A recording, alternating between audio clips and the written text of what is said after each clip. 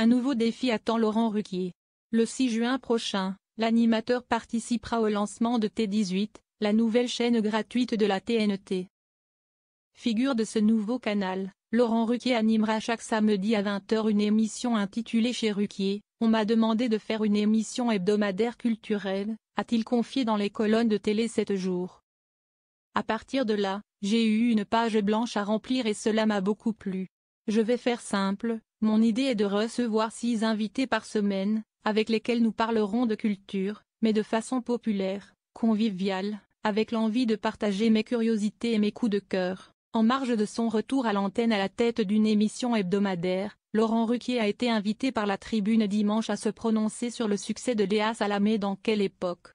Il y a 3 ans, la journaliste a succédé à l'animateur, lui qui était aux commandes de la deuxième partie de soirée du samedi soir sur France 2 de 2006 à 2022 avec On n'est pas couché et On est en direct. Je ne la regarde pas.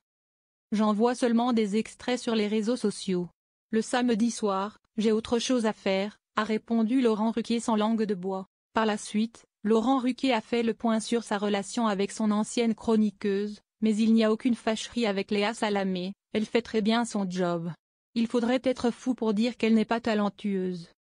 D'ailleurs, si ce n'était pas le cas, je ne l'aurais jamais choisie à l'époque comme chroniqueuse.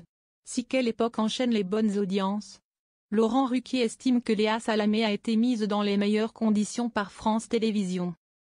Ce qui n'était pas son cas auparavant selon lui. À l'époque, j'avais en face de moi sur France 3 un téléfilm qui réalisait en moyenne 20% de part de marché.